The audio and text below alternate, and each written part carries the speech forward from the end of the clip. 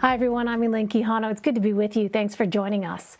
President Biden is joining other world leaders in Scotland for the United Nations Annual Climate Change Conference. On Monday, he apologized for former President Trump's decision to remove the U.S. from the Paris Climate Agreement. Mr. Biden is now doubling down on climate initiatives, unveiling a new plan to make America carbon neutral by 2050. CBS News Chief White House correspondent Nancy Cordes is in Edinburgh with the latest. We've come here today to say, try harder. President Biden and other world leaders were confronted today with dire warnings from around the globe. Over 2 million of my fellow Kenyans are facing climate-related starvation. The rivers are dying, and our plants don't flower like they did before. Delegations from 200 nations are here to try to get back on track with commitments set 6 years ago in Paris. The goal then was to zero out global carbon emissions by mid-century. But as of now, they're still on the rise. I guess I shouldn't apologize, but I do apologize for the fact the United States in the last administration pulled out of the Paris Accords and put us sort of behind the 8 ball. This time it is two other big polluters, China and Russia, whose heads of state chose not to attend. Together, those countries and India are responsible for more than half the world's emissions, yet they've rejected the 2050 goal. There's a reason why people should be disappointed in that. I found it disappointing myself. It's been a tiring few days of diplomacy for Mr. Biden, convincing other nations to cut methane emissions and stop financing foreign coal-fired power plants. Yet at the same time, he's been urging OPEC countries to step up oil production. A temporary fix, he insists, as Americans face spiking gas prices. Well, because they have to get to their work. They have to get in an automobile, turn on the key, get their kids to school. The school buses have to run. That's the reason why. And Nancy Cordes joins me now for more from Edinburgh, Scotland, where she is traveling with the president. Hi there, Nancy. So tell us more about the urgency you heard today from representatives around the world. Elaine, it was heartbreaking to hear from various activists, envoys essentially from various parts of the world, telling these world leaders face to face what their people are going through. Rivers drying up, crops failing, people starving. These are all facts we know, but to hear it straight from them, you could see that many of the leaders themselves were struck by the power of their words. And then you had some world leaders like the UN Secretary General saying, you know, this is in your hands. Basically, you are the last line of defense. The people in this room have the power to change the course of human history and tackle global warming and climate change now before the window closes. But it is such a narrow window. And that was the dire message you heard again and again from the people who were speaking to that very powerful audience. Well, Nancy, as you mentioned, the leaders from China and Russia chose not to attend this year's summit. Are they making any new climate pledges? Well, in some cases, some of these resistant countries like China and Russia and India are saying that they can reach a zero emissions target, just not by 2050, which is the goal of so many of these other countries. They're saying that they can reach it perhaps by 2060 or 2070.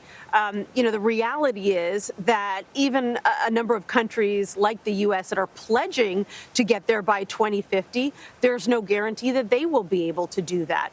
For President Biden, for example, some of it depends on him being able to pass the type of climate legislation he wants to pass through Congress. And we know how difficult that has been for him, at least at these early stages of his presidency. So that's part of the reason that world leaders were being urged to do more, because the way that these nations are headed right now, they're not going to meet most of the goals that they set out in the Paris Accords 6 years ago. And while their aim at that time was to try to keep hope alive of having global temperatures rise by about 2.7 degrees Fahrenheit by the middle of the century, at this point it's looking more like 4.7 degrees.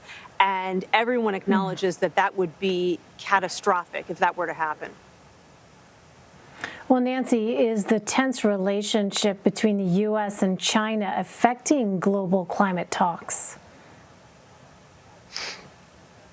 Certainly, things could end up being more tense as a result of some of the decisions that were made, not just here in Scotland, but also in Rome at the G20 summit, because there, for instance, the U.S. and other European nations agreed that they would no longer support the manufacture of so-called dirty steel and aluminum, which require so much fossil fuels just to produce. That was a knock on China and the way that they believe that that nation sort of overdoes the world market with those products, and China was not there to speak up for itself. China does have representatives at this conference, but President Xi hasn't been traveling, China says, for COVID reasons, but also clearly they're reluctant to enter into some of these new agreements that are taking place.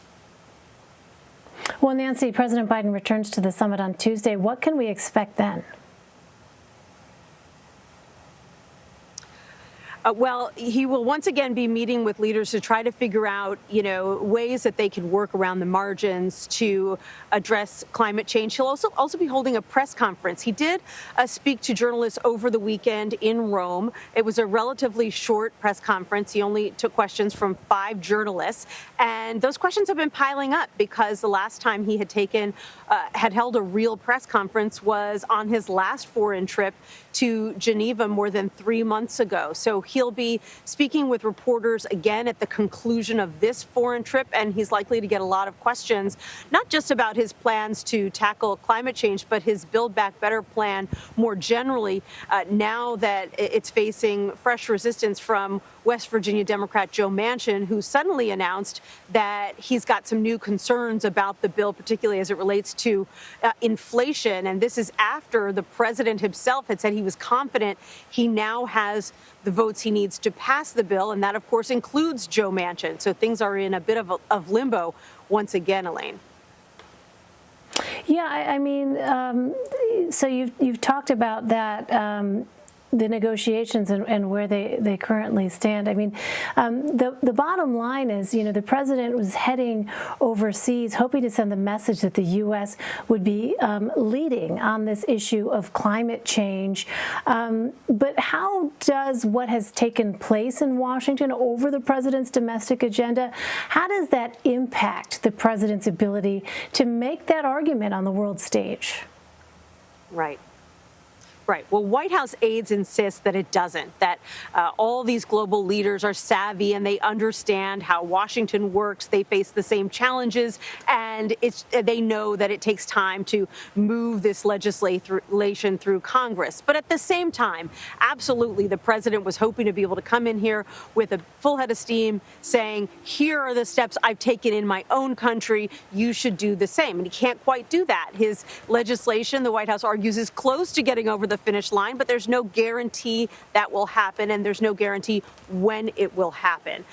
So the best he can do is to show what he is trying to do in the United States and urge other countries to do the same. Now, White House officials say, legislation or not, they have been successful in recent months working behind the scenes with other countries to craft some of the kinds of agreements that they have announced over the course of this trip, having to do with methane emissions, having to do with the production of coal and steel and aluminum. And they say that's the kind of thing they'll continue to be able to do with other countries, regardless of where President Biden's legislative agenda stands. All right, Nancy Cordes traveling with the president in Scotland. Nancy, thank you very much. You're welcome, Elaine.